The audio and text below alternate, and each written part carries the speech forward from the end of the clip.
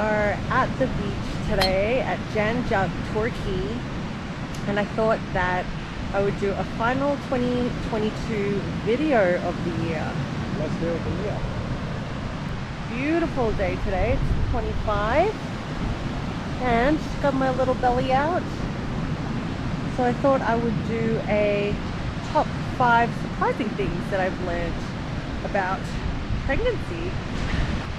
So the first thing I've learned is that every woman's body is different. And I know that this is probably like a duh moment for most people, but you know, I think for me it was really learning that no woman's kind of journey, pregnancy journey is really the same. And I think growing up you always learn about pregnancy, it's always like the major symptoms. Oh, you got morning sickness, oh you feel this, oh you feel that.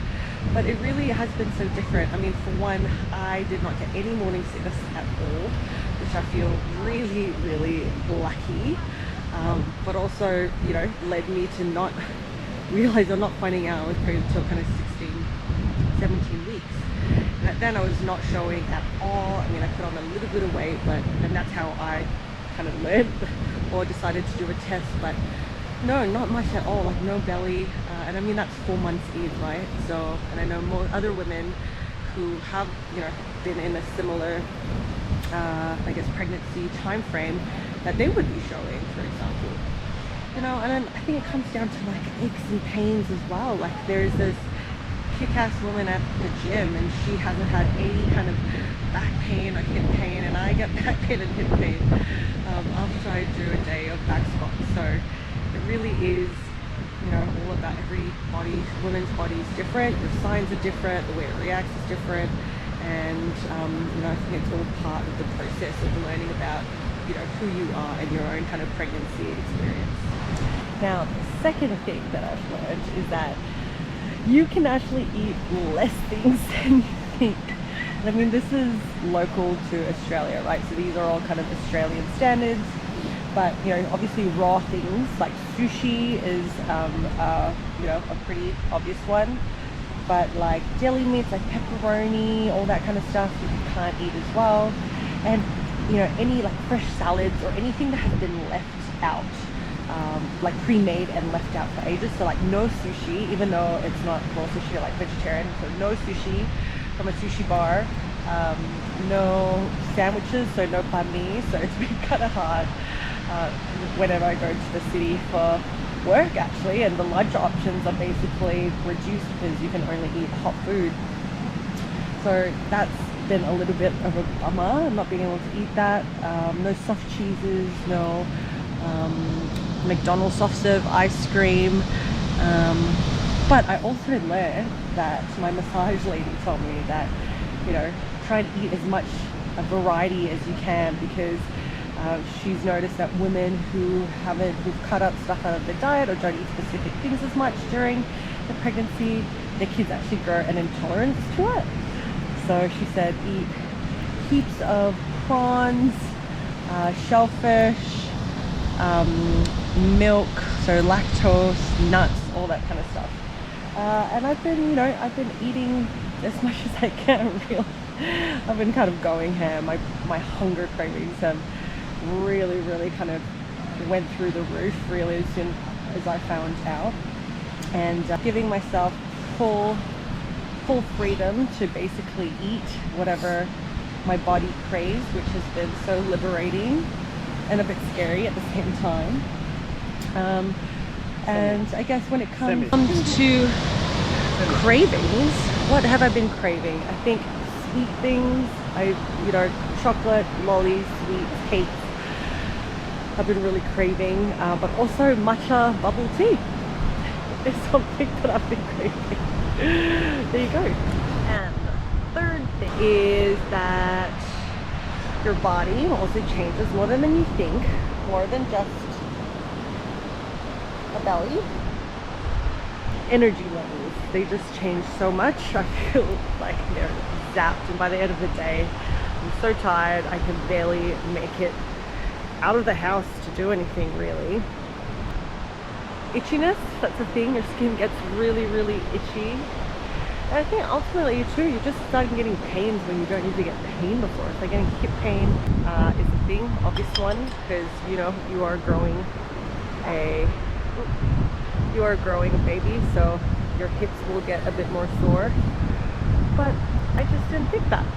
I don't know why. Well, I guess I've never been pregnant before, so that's one other thing as well, that you know, I'd be laying in bed at night and you just get these like dull ache pain all the way down your leg, and it just sucks. But that's part of the process too, right? So 3, your body changes a lot more than you think. Leads me to the 4th thing. I just first said I'm making a documentary. 4th thing is exercise is so good for you, which I love, and I love that in this modern day and age it's promoted. I mean, my doctor, my GP, my antenatal GP said it's completely fine. My physio said it's completely fine. My coach said it's completely fine. So it is 100% supported. And obviously you want to practice it in a safe way. So, you know, not maxing out or lifting, you know, like 90+% or 80+% on my way anymore. It's really about listening to your body, moving to what feels right. As I said, you know, my hips being a bit of a pain, so doing back squats is not the best movement for me right now, which is a bit annoying because I obviously love back squats and they're my favorite, but you know, you kind of just got to adjust. I'm just happy to move. And I've been loving doing a lot more CrossFit actually, like getting my heart rate up, not too high, because coach says that I have to breathe in between and make sure I don't go push too hard where I can't breathe anymore. And like, but I've been enjoying just exercising and moving, and baby loves it too. But with weightlifting it's been a bit harder because I don't know, I guess something about the ego, right? Where you're not, you know, you can lift those weights and they used to be, you know, somewhat easy for you or moderate for you, but your body's just not the same anymore, so you have to scale down. So weightlifting has been a bit of adjustment. But you know, overall, look, the body is amazing. I mean, I did a weightlifting goal and pee on my snatch when I was pregnant in the first trimester. I didn't even know. I mean, I don't recommend it, but the body is amazing and can do amazing things. So let's get rid of the stigma or the notion or this myth that you can't exercise when you're pregnant, because it's actually really healthy for you, and all the evidence-based research says that it will actually help with labor, because going through labor is like one of the most endurance heavy and strength heavy stuff that a woman's body can go through. So it's actually preparing yourself for labor.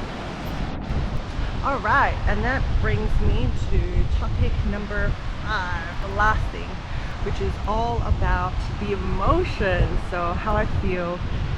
It's exciting and scary at the same time, but what really kind of is surprising is how much I guess like fear media there is out there about like, oh, things that can go wrong or things that you don't. And I guess it's all about reality based, right? Like other people trying to bring things back to reality and what it's really like, and it's not all, you know, rainbows and butterflies all the time. But at the same time, I don't know, I just feel like sometimes that gets taken away from you when people are like, oh, you can't do this, you can't do that, make sure you don't do this, oh, this is dangerous, oh, you shouldn't do this, you shouldn't do that. And it does kind of take away from the moment sometimes. So I think that's one of the surprising things that I've learned, is that as much as beautiful as this is, and you always hear about people congratulating each other on how beautiful there is actually equal, if not same amount of like how not great it is, and your life's going to change, and all this kind of terror and fear and I don't know, all these myths that people kind of share around when someone's pregnant. So that hasn't been the best part, but I'm trying to block it out. Overall, I'm going to end this documentary because Fur thinks that this is too long. But I think that ultimately, you know, being a mama is a journey, and we're all learning.